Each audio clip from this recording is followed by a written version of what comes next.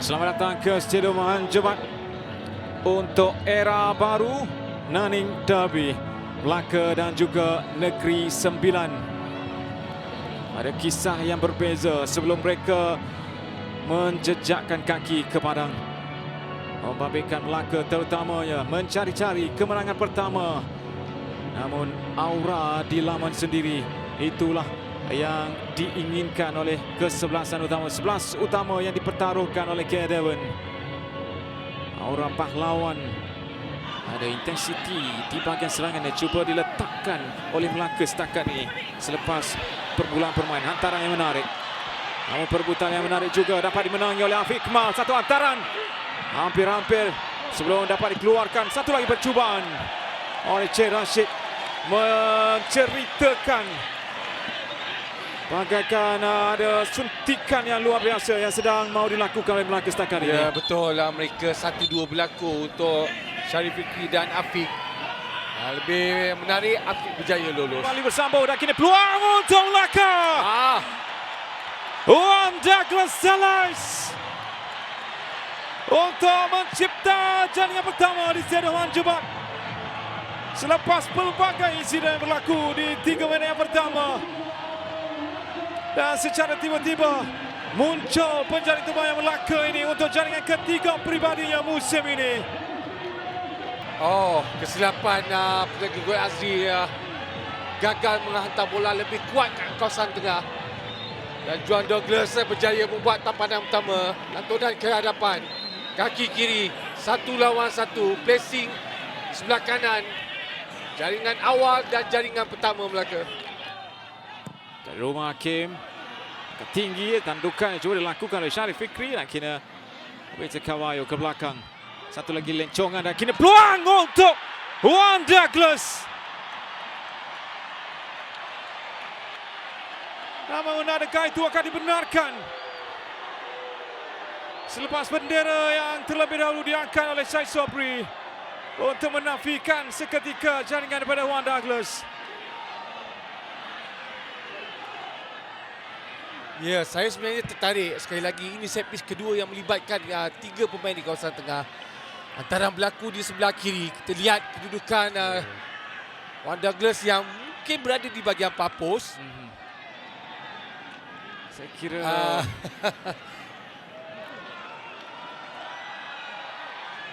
ketika tempoh amukan sang pahlawan di Stadium Hanjebat. 2-0.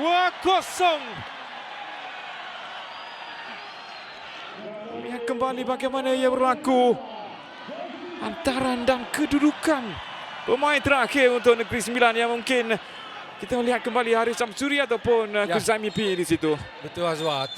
Itu yang saya maksudkan. Douglas berada di bahagian luar, di bahagian papus.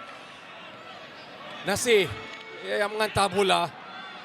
Dan saya amat tertarik sambungan apa yang saya berkatakan tadi. Saya tertarik dengan Douglas punya kedudukan untuk meletakkan kawasan area scoring ataupun sebagai insting striker yang boleh sedikit membaca pergerakan bola. Serangan balas yang mahu dilakukan.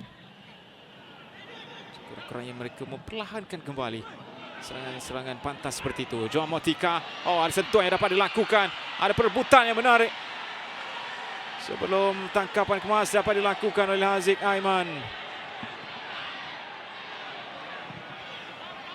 Deras yang dilakukan oleh Joan Motika. Betul lah. Dia berjaya mendapatkan bola tersebut. Ada sentuhan daripada Aziz yang dah berjaya menutup ruang. Walinong dapatkan Mio Suniasu. Dicap cabaran yang diberikan oleh Irfan Umar Syaril. Namun salah faham yang berlaku. Kini Joan Motika dengan satu percubaan. Hampir-hampir untuk memberikan nafas baru buat Negeri Sembilan di separuh masa yang kedua ini. Cantik pergerakan Motika. First touch untuk mengubah kedudukan di sebelah kanan. Melihat sedikit ruang di sebelah kanan, rematan tepat. Kena tiang gol. Daripada Juan Douglas dengan taran tersebut. Dan kini Mio Suniasu dicari sentuhan pertama yang baik. Suniasu, hampir-hampir. Dan kini Luqman Hakim pula yang mencari sentuhan jaringan. Namun sekali lagi kita dihidangkan dengan satu gerakan yang cukup licik daripada pemain ini, Mio Suniasu. Ya, satu kawalan timing daripada Mio. First touch masuk, ada ruang. Jakwa. Suniasu, Alasan Jakwa dengan sentuhan Suniasu. Haziq Aiman bertindak cemerlang. Ketika Mio membuat turning terus ke bahagian hadapan, Alex juga berjaya mendapatkan rebatan, dan ini Haziq cukup berani. Joao Motika Lampung pula sambil ada cedera yang dialami oleh Kudayub. Oh, ada tarikan, ada penggelutan dengan mungkin Zaimi. Ya. Seperti ada respon diberikan di situ. Kerana mungkin penggelutan tarik menarik ini pada saya mungkin fair kepada kedua-dua pemain ini. Tapi tindak balas itu daripada Kuzaimi.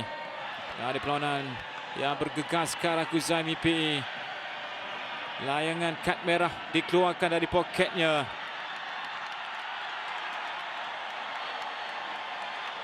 Dan kini Negeri Sembilan terpaksa beraksi dengan 10 orang pemain.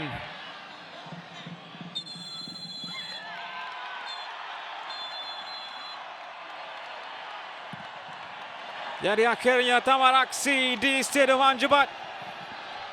Nanning Derby, era baru yang akhirnya memberi sejarah baru juga untuk Melaka pada musim ini.